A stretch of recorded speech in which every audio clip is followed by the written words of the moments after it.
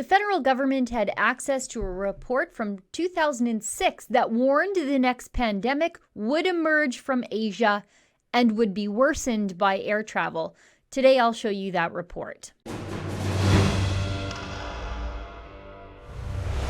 The federal government pandemic planning report from back in 2006 predicted the future. Using common sense, the Liberals and the report's authors might call racist these days. Here's the story from behind Blacklock's reporter's paywall.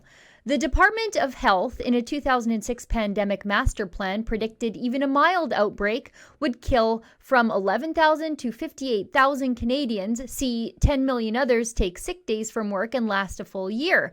The prophetic study predicted the pandemic would originate in Asia. It is unlikely an effective vaccine will be available.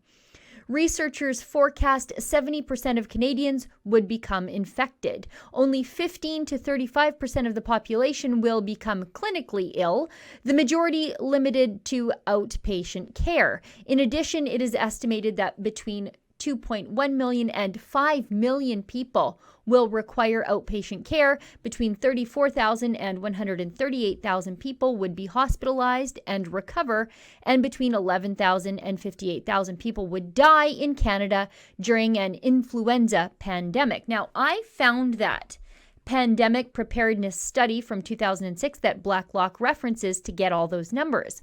It's the Canadian Pandemic Influenza Plan for the health sector.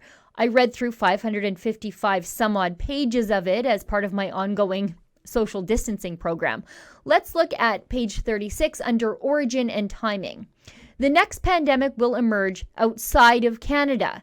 The majority of new influenza strains emerge in Asia, where the close proximity of humans, poultry, and domestic pigs in farming communities facilitates mingling and genetic exchange between human and avian influenza viruses.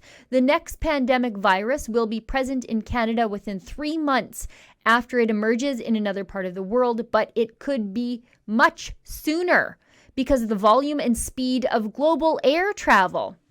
The first peak of illness in Canada could occur within 2 to 4 months after the virus arrives.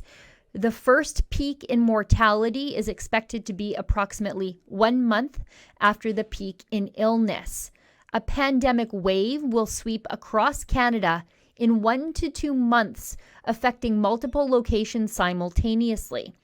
This is based on analysis of the spread of past pandemics, including the 1918 pandemic. The influenza pandemic will occur in 2 or more waves. In any locality, the length of each wave of illness will be 6 to 8 weeks. The pandemic will last 12 to 18 months, and more than one wave may occur within a 12-month period. The novel virus will be transmitted efficiently from person to person, resulting in large numbers of people being infected, since there will be no significant immunity to the new virus on a population basis. Now, on page 41, the authors of the study do reiterate these estimates may overestimate the potential impact in Canada. They are provided here for planning purposes, only to raise awareness regarding potential health impacts. But friends, here's the kicker. It's written by the same Theresa Tam, that is now the Chief Public Health Officer of Canada, Dr. Theresa Tam, but back then she was the Director of Immunization Programs with the Public Health Agency of Canada, who implied, using her official government Twitter account, that it is racist stereotyping to warn that the coronavirus pandemic is in fact from Asia. Don't say Chinese virus, you bigot. However, Tam herself signed off on this report that warned some 14 years ago that the next pandemic would indeed come from Asia. I guess it's only racist to suggest an Asian-spawned disease will lead to thousands of North American deaths if Trump says it. Seems legit. Remember this press conference with Canada's disastrous health minister, Patty Hajdu? Just watch. Well, I understand that there's some voices that would say that we should shut down the border to China. But I would say that Canada is following expert advice from the World Health Organization and working closely with allied partners like France and the UK and Germany, who have decided to take a different approach than the approach that the Australians and Americans have taken for a whole bunch of reasons. First being that it's much easier to support people from a region that's experienced such an outbreak if we know that where they're coming from. And the evidence says that when you shut down a border like that, it gets much harder to actually detect where people are coming from, because people are determined to get into a country or return home, and they will find alternative routes to do so. Secondly, the long-term implications of shutting down borders is one, they're not very effective in controlling disease, as in fact, they're not effective at all. Closed borders, according to her, weren't effective just a couple of days ago until they were kind of closed by Trudeau yesterday. Canada's Chief Public Health Officer Tam signed off on a report that Haidu had access to, which predicted, in black and white, the next global infection would come to Canada from outside our borders.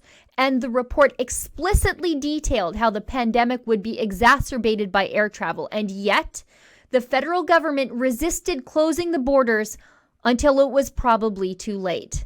Utter negligence with the lives of millions of Canadians. For Rebel News, I'm Sheila Gunn-Reid. We hold the Liberals to account in ways that you will never see done by the mainstream media. So if you like what we do and how we do it, be sure to give this video a thumbs up. Make sure you're subscribed to our YouTube channel and ring the bell so you never miss a video from us. One of the best ways to support us, though, is to become a subscriber to Rebel News Plus. That'll give you access to all of our paywalled, long-form, TV-style shows like my own weekly show, The Gun Show. Just go to rebelnews.com/subscribe to join Rebel News Plus today.